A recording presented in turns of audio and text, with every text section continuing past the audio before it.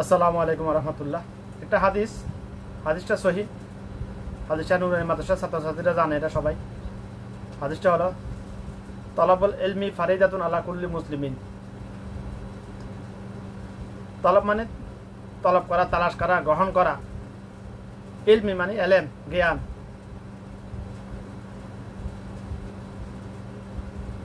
হাদিসের অর্থ হলো দ্বীনি এলেম তলব করা প্রত্যেক মুসলমান নর নারীর উপর ফরজ।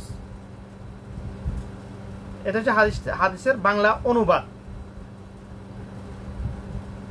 কিন্তু আমাদের শিক্ষা ব্যবস্থার মধ্যে শুধু এতটুকু বাস, এখানে সীমাবদ্ধ। তালাবুল ইলমি ফারিদাতুন আলা 3 নম্বর হাদিস শরীফ, তালাবুল ইলমি ফারিদাতুন আলা কুল্লি মুসলিমিন। বাস এভাবে দ্বীনি ইলম তলব করা প্রত্যেক মুসলমানের উপর ফরজ। বাস এতটুকু শিক্ষা নয়, আমাদের শিক্ষা ব্যবস্থা এটাই। আফসোসের বিষয় হলো এটাই। এই হাদিসটা পরে শোনানো হয়, বাংলা অনুবাদ মুখস্থ করা হয়, আরবি এবং বাংলা অনুবাদ মুখস্থ করানো হয় বাচ্চাদের। হাদিসের ব্যাখ্যা শেখানো হয় না।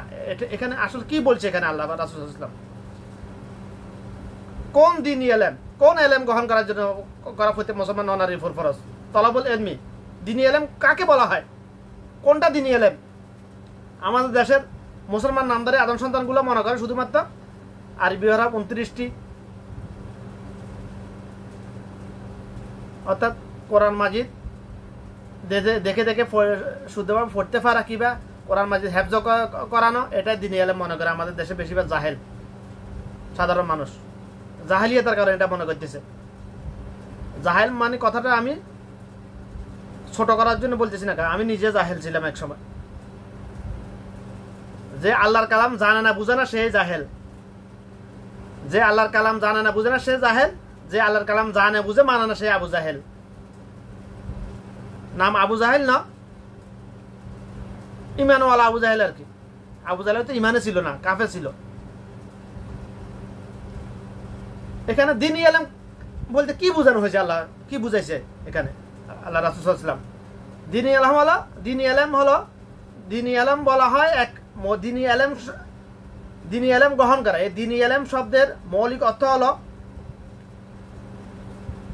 আল্লাহর কালাম জানা বুঝা, আল্লাহর কালাম জানা বুঝা মানা, এটা হচ্ছে দ্বীনি ইলম। যেমন আলিফ লাম মিম যালিকাল কিতাবু লা রাইবা ফীহি হুদাল লিল মুত্তাকিন।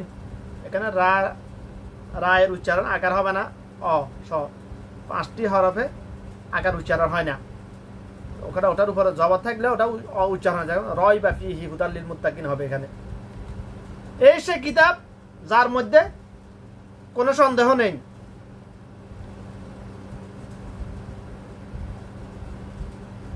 যালিকাল কিতাবু লা রাইবা ফীহি হুদাল লিল মুত্তাকিন, এই সে কিতাব যার মধ্যে কোনো সন্দেহ নাই। কেন এই আয়াতটা এখানে কোরআন মাজিদের শুরুতে এখানে নেওয়া হয়েছে, শুরুতে দেওয়া হয়েছে? কোরআন মাজিদের শ্রেণী বিন্যাসের দিক দিয়ে যখন শ্রেণী বিন্যাস করেছে, কেন এই আয়াতটা সর্বপ্রথম আনা হয়েছে? এই সেই কিতাব যার মধ্যে কোনো প্রকার সন্দেহ নেই। কারণ আমরা এটা এখন আমি যদি এটা শুধু পড়তে পারি, আমি আল্লাহ এখানে কি আমি এটা অর্থ যদি না বুঝি, তাহলে আমি তো এখানে সন্দেহ, আমার তো ইমান আনতে পারবো না। আমি এর পরবর্তীতে যা কিছু বলেছে আল্লাহ পাক কথার উপর আমার তো পরিপূর্ণ ইমান আসবে না। কারণ আমার মনে সন্দেহ আসবে, শক আসবে, শয়তান অসহজা দিবে কলবে, না এটা হইতে পারে, না হইতে পারে, এটা হইতে পারে, না হইতে পারে। আমাদের যেহেতু আল্লাহর উপর এক আল্লাহর উপর ইমান আছে, তাহিদের উপর ইমান আছে, তাহলে আল্লাহ পাকের পক্ষ থেকে নাজিলকৃত 30 পারা কোরআন 114 সূরা 6236 থেকে 40টা আয়াতের উপর আমাদের ইমান আনতে হবে পরিপূর্ণ। তাহলে আমরা মুসলমান হবার সুযোগ আছে আমাদের, তাহলে মুসলমান হবার আমাদের সুযোগ আছে। এখন মুসলমান হইতে হলে আমাদের আগে আল্লাহর কালাম জানতে হবে, বুঝতে হবে, তাহলে না আল্লাহর কালাম মানতে পারবো। মুসলমান তাকে বলা হয়, পরিপূর্ণ মুসলমানকে যে আল্লাহর কালাম জানে, বুঝে, মানে, যেরকম জেনেছে ওইরকম মেনেছে, তাকে বলা হয় মুসলমান। এখন আমরা তো আল্লাহর কালাম জানি না, বুঝি না, আমরা মানবো কিভাবে ভাই? ধর্ম ব্যবসায়ীরা আমাদেরকে নিয়ে টানা, একজন এদিকে টানতেছে, কেউ এদিকে টানতেছে, ওদের ধর্ম ব্যবসা চালিয়ে যাওয়ার জন্য। ওরা চায় না যে সাধারণ মানুষ আলেম হয়ে যাক, আল্লাহর কালাম জাননে ওরা আলেম হোক, এটা চায় না। আমি চাইতেছি, আমার চেষ্টা চলতেছে সাধারণ মানুষ যাতে আলেম হয়ে যায়, আমার কথা কেউ না যাতে না শুনে, সবাই যাতে আল্লাহর কালাম দেখে দেখে পড়ে বুঝে মানতে পারে। আমি চাই এটাই। আমার কথা মানার জন্য কাকে বলতেছি না আমি। আলিফ লাম মিম যালিকাল কিতাবু লা রাইবা ফীহি হুদাল লিল মুত্তাকিন আল্লাযীনা ইউমিনুনা বিল গায়বি ওয়া ইউকিমুনাস সালাতা ওয়া মিম্মা রাযাকনাহুম ইউনফিকুন ওয়াল্লাযীনা ইউমিনুনা বিমা উনজিলা ইলাইকা ওয়া মা উনজিলা মিন ক্বাবলিকা ওয়া বিল আখিরাতি হুম ইউকিনুন। আমরা এখানে আল্লাহ কি বলল? আলিফ লাম মিম, এই সেই কিতাব যাতে কোনো সন্দেহ নাই, যার মধ্যে কোনো প্রকার সন্দেহ নেই, পথ প্রদর্শনকারী ফরজগারদের জন্য, যারা অদৃশ্য বিষয়ের উপর ঈমান আনে, ঈমান স্থাপন করেছে, ঈমান এনেছে, যারা আকিমুস সালাত নামাজ প্রতিষ্ঠা করেছে, আর যারা আমি তাদেরকে যে রিজিক দিয়েছি তা থেকে ব্যয় করেছে, এবং যারা বিশ্বাস স্থাপন করেছে সেই সব বিষয়ের উপর যা কিছু তোমার প্রতি অবতীর্ণ হয়েছে, এবং সেই সব বিষয়ের উপর যা তোমার পূর্ববর্তীদের প্রতি অবতীর্ণ করা হয়েছে। এখানে আল্লাহ পাক এখানে রাসূল সাল্লাল্লাহু আলাইহি ওয়াসাল্লামের কথা বলেছেন, মানে রাসূল সাল্লাল্লাহু আলাইহি ওয়াসাল্লাম বলতেছেন এই কথাগুলা। যারা মানে এখানে যারা বিশ্বাস স্থাপন করেছে সেই বিষয়ের উপর যা কিছু তোমার প্রতি অবতীর্ণ, তোমার এখানে তুমি বলতে আল্লাহ পাক রাসূল সাল্লাল্লাহু আলাইহি ওয়াসাল্লামকে বলছেন, বুঝিয়েছেন, অবতীর্ণ করা হয়েছে, এবং সেই সব বিষয়ের উপর যা তোমার পূর্ববর্তীদের প্রতি, এখানে পূর্ববর্তীদের বলতে আদম আলাইহিস সালাম থেকে রাসূল সাল্লাল্লাহু আলাইহি ওয়াসাল্লামের আগে যত নবী রাসূল এসে তাদের কথা বলা হয়েছে এখানে। তা আমরা যদি আল্লাহর এই কথাগুলো না বুঝি, আমরা এটার উপর ঈমান কিভাবে আনবো? আমরা তো জানি না কি বলতেছি, কি পড়তেছি। আমরা মনে করি বাস আরবি হরফ 29টি, কোরআন মাজিদে 6666টি আয়াত আছে, 114টা সূরা আছে, বাস দেখে দেখে পড়লে 1 হরফে 10 নেকি পাবো। আমরা মনে করি এটা এই জন্য কোরআন মাজিদ নাজিল করেছে আল্লাহ পাক। না, কসম আল্লাহর, আল্লাহ পাক কোরআন মাজিদ 1 হরফে 10 নেকি পাওয়ার আসে শুধুমাত্র তেলাওয়াত করার জন্য নাজিল করে নাই, কসম আল্লাহর। শুধুমাত্র নামাজের সময় তেলাওয়াত করার সময়, সালাতের সময় কোরআন মাজিদ তেলাওয়াত করার জন্য নাজিল করে নাই আল্লাহ পাক। শুধুমাত্র খতম তারাবি পড়ানোর জন্য, বিদাতি নিয়মে 4G 5G স্পিডে খতম তারাবি পড়ানোর জন্য আল্লাহ পাক কোরআন মাজিদ নাজিল করে নাই, আল্লাহর কসম। কোরআন মাজিদ হলো বান্দার জন্য, আদম সন্তানের জন্য পথ প্রদর্শক হিসেবে, পথ প্রদর্শক। তেলাওয়াত করলে তো নাকি পাবে, অবশ্যই পাবে। শুধুমাত্র এই জন্য নাজিল করে না, কোরআন মাজিদ আল্লাহ পাক নাজিল করেছে এই জন্য আদম সন্তানের জন্য পথ প্রদর্শক, যাতে আদম সন্তান ভুল ট্র্যাকে না যায়, ভুল পথে না যায়, শয়তানের ওয়াসওয়াসা পড়ে ভুল পথে না যায়। একটা হাদিস আল্লাহ রাসূল সাল্লাল্লাহু আলাইহি ওয়াসাল্লাম বিদায় হজের ভাষণ হলো সেই ভাষণ, যে ভাষণ আল্লাহ রাসূল সাল্লাল্লাহু আলাইহি ওয়াসাল্লাম তার দ্বীনি দাওয়াত সম্পূর্ণ শেষ হওয়ার পরে, দ্বীনি কার্য অর্থাৎ আল্লাহ পাকের পক্ষ থেকে যা কিছু নাজিল হয়েছে সব কিছু মানুষের দ্বারে পৌঁছে যাওয়ার পরে আল্লাহ পাকের নির্দেশে যে ভাষণ দিয়েছিলেন, ওয়াজ করেছিলেন, ওটাকে বলা হয় বিদায় হজ। কি বিদায় হজের ভাষণ আল্লাহ রাসূল সাল্লাল্লাহু আলাইহি ওয়াসাল্লাম কি বলছেন? আমি তোমাদের জন্য, আমি আমার উম্মতের জন্য এমন দুটো জিনিস রেখে যাইতেছি। আমার উম্মত যদি, আমার যে কোনো উম্মত যদি এই দুইটা জিনিস আঁকড়ে ধরে, তাহলে তারা কখনো পথভ্রষ্ট হবে না, জান্নাতের পথ ছেড়ে জাহান্নামের পথে যাবে না, অর্থাৎ শয়তানের ট্র্যাকে যাবে না, তারা চলবে না। দুইটা জিনিস কি? আল্লাহ পাকের কোরআন আর আমার হাদিস। কোরআন বলেন, হাদিস বলেন, দুইটাই আল্লাহ পাকের কথা ভাই। হ্যাঁ, আমি যদি আল্লাহর কথা না জানি, না বুঝি, আমরা মানবো কিভাবে? আগে মানতে, বুঝতে হবে তো, জানতে হবে তো ভাই। তো এখানে দ্বীনি ইলম বলতে তালাবুল ইলমি ফারিদাতুন আলা কুল্লি মুসলিমিন, এখানে দ্বীনি ইলম বলতে এটা আরবদের জন্য হচ্ছে আল্লাহ ইকরা সব ইকরা বিসমিকাল্লাযী খালাক, আরবদের জন্য হচ্ছে পড়ো তোমার রবের নামে, যে রব তোমাকে সৃষ্টি করেছে জমাট ব্যাপার এক ফোঁটা রক্ত থেকে, একটা অণু থেকে। শুক্রাণু মানে অণু, যেটা মাইক্রোস্কোপ দ্বারা দেখা যায় না, একটা অণু থেকে যে রব তোমাকে সৃষ্টি করেছে তার নামে পড়ো। এখানে ইকরা শব্দের অর্থ হচ্ছে পড়ো, কিন্তু এটা তাকিক হলো, পরিপূর্ণ ব্যাখ্যা হলো শুধুমাত্র পড়া নয়, এটা আরবদের জন্য হচ্ছে পড়ো মানো, যেভাবে বলেছে ওভাবে করো। আর আমাদের জন্য হচ্ছে, অনারবদের জন্য হচ্ছে পড়ো, বুঝো, তারপর মানো। আমাদের জন্য শুধু পড়ো নয়, আমাদের জন্য পড়তে হবে, বুঝতে হবে। বুঝার জন্য আমাদেরকে আল্লাহর কালাম শিখতে হবে। আল্লাহর কালাম শিখতে হলে ভোকাবুলারি শিখতে হবে, ভোকাবুলারি শিখতে হবে আমাদেরকে। ভোকাবুলারি কি? আমরা যেরকম ইংরেজি ভোকাবুলারি পড়ি, আয়ত্তা আমি, ইউত্তা তুমি, কামত্তা আসো, গোয়াত্তা যাও, এটাকে ভোকাবুলারি পড়ি। ওই রকম আল্লাহর কালাম বুঝতে হলে আমাদের ভোকাবুলারি শিখতে হবে। যেমন মানুষ অঙ্গ প্রত্যঙ্গ, আমি কালেকশন করতেছি শব্দগুলা। ফাম মুখ, হ্যাঁ ফাম ফাম, আনাফ নাক, উদুন কান, উদনান কানগুলো, কান দুইটা, একের অধিক।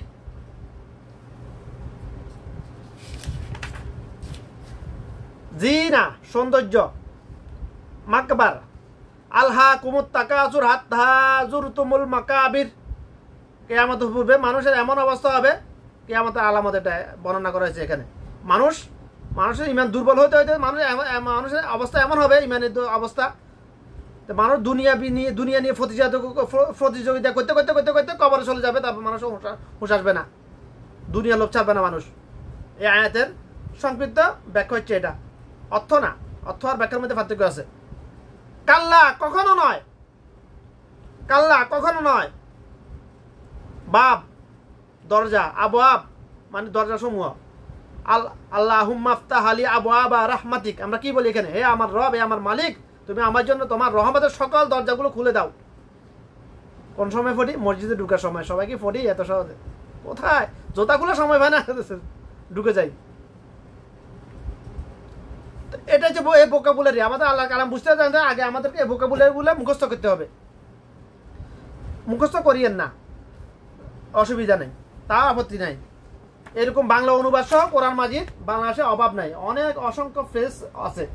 তবে যে কোনো একটা কোরআন মাজিদ পড়ে যদি আপনি বাংলা অনুবাদ পড়েন, তাহলে আপনি ভুলটাকে চলে যেতে পারেন। কারণ বর্তমানে জাহালিয়াতের যুগে মুনাফিকদের কারণে এই কোরআন মাজিদও জাল কোরআন আছে।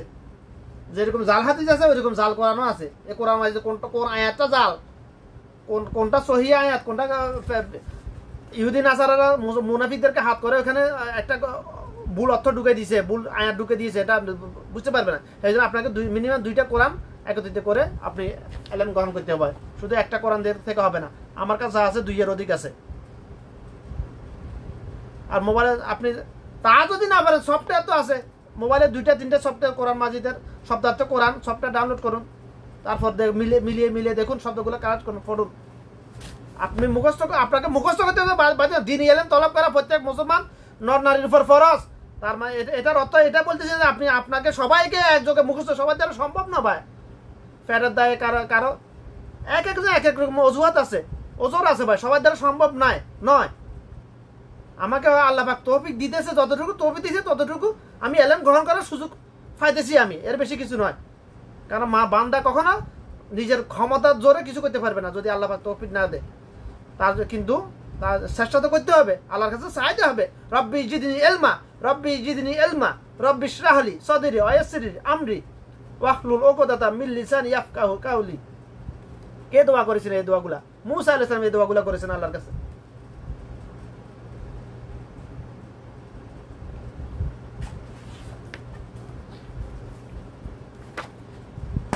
তো আমাদের দ্বীনি ইলম বলতে কি বোঝানো হয়েছে এখানে? আশা করি বুঝাইতে পেরেছি আমি। দ্বীনি ইলম হলো আল্লাহর কালাম জানা বুঝা, এটা হচ্ছে দ্বীনি ইলম গ্রহণ করা। আর যে আল্লাহর কালাম জানে বুঝে মানে, সে হলো মুসলমান, সে হলো মুসলমান, মাননেওয়ালা মুসলমান। যে আল্লাহর কালাম জানে বুঝে মানে না, সে হচ্ছে জাননেওয়ালা মুসলমান, কিন্তু আবু জাহেলের ন্যায়। বর্তমান যুগে, কারণ বর্তমান যুগ শতাব্দী, বর্তমান সময় যেটা চলছে এটা কে আমাদের খুব নিকটবর্তী সময়টা, পৃথিবীর আয়ুকাল একেবারে শেষ প্রান্তের ভাই। বিভিন্ন হাদিসের ব্যাখ্যা অনুযায়ী যেটা বুঝতে পারছি, পৃথিবীর আয়ুকাল একেবারে শেষ প্রান্তে। কে আমাদের 500,000 বছর নাই ইনশাআল্লাহ, আল্লাহ আলম 500,000 বছর নাই। আল্লাহ রাসূল সাল্লাল্লাহু আলাইহি ওয়াসাল্লাম বলছে, আমি আমাদের সবচেয়ে বড় আলামত হচ্ছে আমার দুনিয়াতে আগমন, আমার জন্ম এবং মৃত্যু, এই দুইটা হচ্ছে সবচেয়ে বড় আলামত। আল্লাহ রাসূল সাল্লাল্লাহু আলাইহি ওয়াসাল্লাম জন্ম হয়েছে, চলেও গেছেন। আল্লাহ রাসূল সাল্লাল্লাহু আলাইহি ওয়াসাল্লাম যেদিন জন্ম গ্রহণ করেছেন, ওই দিনে ইসরাফিল আলাইহিস সালাম কিয়ামত গঠিত হওয়ার জন্য, ফুক দেওয়ার জন্য মুখে সিংহে নিয়ে বসে আছেন, দাঁড়িয়ে আছেন, অপেক্ষা করতেছেন আল্লাহর হুকুমের। যেদিন আল্লাহ রাসূল সাল্লাল্লাহু আলাইহি ওয়াসাল্লাম জন্মগ্রহণ করে, ওই দিনে ইসরাফিল আলাইহিস সালাম মুখে সিংহে নিয়ে নিয়েছেন,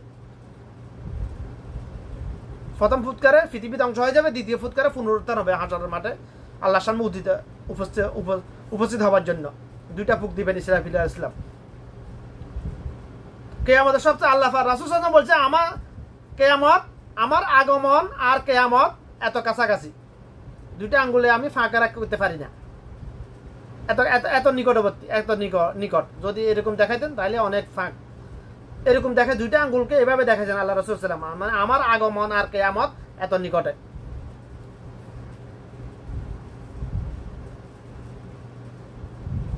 তো যেটা বলতেছিলাম আমরা,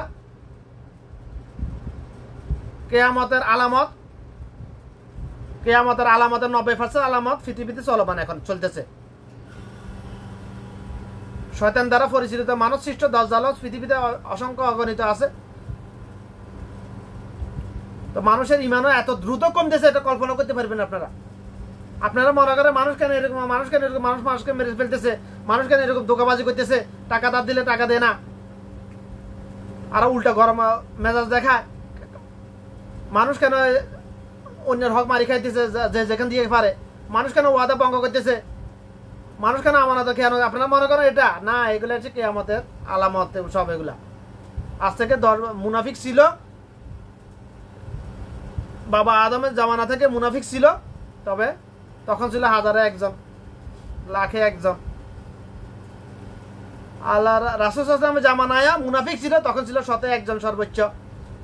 বর্তমানে মুনাফিক আছে, কিয়ামতের আগে মুনাফিক থাকবে। কিয়ামত কখনো এটা গঠিত করবে হবে, এটা নির্ভর করবে এটা মুনাফিকদের কৃতকর্মের উপর। আল্লাহ পাক এটা বিবেচনা করে কিয়ামত গঠিত করবেন, কাফেরদের উপর নয়, মুনাফিকদের। মুনাফিকের জন্ম হয় মুসলমানের ঘরে। আল্লাহ পাক বলছেন ইন্নাল মুনাফিকিনা ফি নারে জাহান্নাম, নিশ্চয় মুনাফিকের স্থান জাহান্নামের নিম্ন স্তরে। আর দাজ্জাল কিয়ামতে পুরো যখন দাজ্জাল হবে, দাজ্জালের প্রথম অনুসারী হবে মুনাফিকরা, কারণ দাজ্জালের চরিত্র আর মুনাফিক একই কথা, একই চরিত্র। দাজ্জালের মতো মিথ্যাবাদী, মুনাফিক মানে মিথ্যাবাদী, যে মিথ্যা কথা, কারণ যে মুনাফিক, যে মিথ্যা কথা হলো সেই মুনাফিক। দাজ্জালের সাথে বড়, এত বড় মিথ্যাবাদী পৃথিবীতে হয় নাই, জন্ম হয় নাই, কিয়ামতের আগ পর্যন্ত আসবে, হবে না। দাজ্জালের সাথে বড় মিথ্যাবাদী আর নাই পৃথিবীর বুকে। তো মুনাফিকের চরিত্র হলো দাজ্জালের চরিত্রের ন্যায়, সাথে সাদৃশ্য। এখন যার চরিত্রের সাথে যার চরিত্রের সাদৃশ্য থাকবে, তার হাসর কি হবে আল্লাহি আলেম। মানুষের চরিত্রের সাথে শয়তানের চরিত্রের সাথে মিলে যায়, তাহলে শয়তান যদি চিরজাহান্নামী হয়, মানুষও জাহান্নামে যাবে। আর মানুষের চরিত্র যদি আল্লাহ রাসূল সাল্লাল্লাহু আলাইহি ওয়াসাল্লামের সাথে মিলে যায়, সাহাবীদের চরিত্রের সাথে মিলে যায়, তাহলে জান্নাতে যাবে ইনশাআল্লাহ। তো আমার মুনাফিকদের নিয়ে কথা সবসময় আমার মুক্তি আসবে, মুনাফিক। কারণ বর্তমানে মুনাফিকের সংখ্যা বাড়তে এত দ্রুত বাড়ছে। করোনা আসার আগে মুনাফিকের সংখ্যা যে হারে বেড়েছিল, করোনা আসার পরে তার থেকে কয়েকশো গুণ দ্রুত বাড়তেছে, কয়েকশো গুণ দ্রুত মুনাফিকের সংখ্যা বাড়তেছে। ভাই কেন আল্লাহ জানে, ওয়াল্লাহি আলম কেন। অথচ আল্লাহ করোনা নামক এই আযাব দিয়েছিল মানুষের ইমানটা টিকিয়ে রাখার জন্য, মজবুত করার জন্য, একটু ইমানি জজবা ফিরিয়ে আনার জন্য, কলবে একটু ধাক্কা লাগানোর জন্য। বান্দা তোরা আমাকে ভুলে যা করতেছিস, আমি এখনো আছি, আমার ক্ষমতা আগের মতো এখনো আছে, থাকবে। অতীতে যেমন ছিল এখনো আছে, ভবিষ্যতে থাকবে আমার ক্ষমতা। বান্দা ভুলে যাস না আমাকে। এই ধাক্কাটা কলবে লাগানোর জন্য আল্লাহ করোনা নামক এই আযাব গজব দিয়েছিল পৃথিবী পুরো বিশ্বব্যাপী। বাবা আদমের জামানা থেকে আজ পর্যন্ত, অর্থাৎ আজ থেকে 5 বছর আগ পর্যন্ত এই বিশ্ব আল্লাহ পাক যত আযাব গজব দিয়েছে, এই বিশ্ব করোনা তুলনা ওগুলো কিছুই না। কারণ পুরো বিশ্বব্যাপী আযাব আল্লাহ পাক আর দেন নাই, আর সৃষ্টির শুরুতে, এই দুনিয়া সৃষ্টি করার পর থেকে কখনো আর দেন নাই। কিয়ামতের হবে এরকম গজব আরো দিবে আল্লাহ পাক। গজবের সিরিজ শুরু হয়েছে, সিরিজ প্যানেল মানে একটার পর একটা গজব আসতে আছে। এখন আপনারা বুঝতে পারতেছেন এগুলা। গত বছর শীতের দিনে সৌদি আরবে তুষারপাত হয়েছে, বরফ বৃষ্টি হয়েছে, এটা আল্লাহর গজব। এটা কিয়ামতের আলামত। আল্লাহ রাসূল সাল্লাল্লাহু আলাইহি ওয়াসাল্লাম বলছে কিয়ামতের খুব নিকটবর্তী আলামত আরবের মরুভূমি সবুজে আচ্ছাদিত হয়ে যাবে। ওটা হয়ে গেছে, সবুজে আচ্ছাদিত হয়ে গেছে আরবের মরুভূমি অনেক জায়গায়। তো আশা করি কথাগুলো বুঝাচ্ছে, সবাই আলেম হন, সবাই আল্লাহর কালাম। কেন আল্লাহর কালাম জানা বুঝা ফরজ।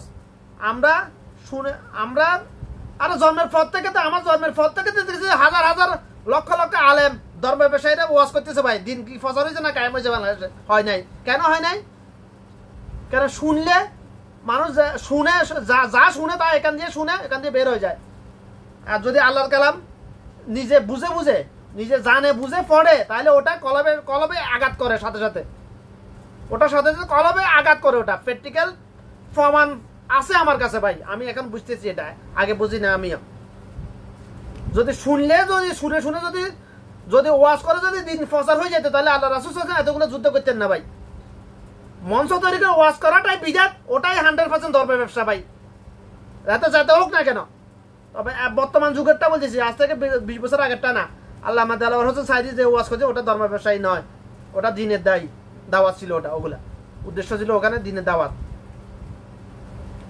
ডক্টর খন্দকার আব্দুল্লাহ জাহাঙ্গীর যে বয়ানগুলো করেছেন ওগুলা দিনের ধর্ম ব্যবসায় নয় ডক্টর লুৎফুর রহমান যে ওগুলো ধর্ম ব্যবসায় নয় ওনারা ধর্ম ব্যবসায়ী ছিলেন না বর্তমানে এখন যারা আছে তাদের মধ্যে 99% ধর্ম ব্যবসায়ী তাদের মধ্যে 99% ধর্ম ব্যবসায়ী কার নাম লাগবে কার ব্যাপারে কার তথ্য লাগবে আমার কাছে সবাই তথ্য আমার এই মোবাইলে গচ্ছিত আছে বাংলাদেশে এমন কোনো আলেম না যার তথ্য আমার কাছে নাই অডিও ভিডিও ফুটেজ অডিও না ভিডিও ফুটেজ অসংখ্য ভিডিও ফুটেজ আছে এগুলা ধর্ম ব্যবসায়ীদের লিস্ট আমি ধর্ম ব্যবসায়ী এমনি বলতেছি না আমার আক্ষেপ থেকে বলতেছি আমি বেশিরভাগই ধর্ম ব্যবসায়ী বাংলাদেশের বেশিরভাগই আবু জাহেল মার্কা আলেম বাংলাদেশের কিছু সঙ্গে আছে জাহেল আর কিছু আছে আবু জাহেল মার্কা আলেম বেশিরভাগ বাংলাদেশের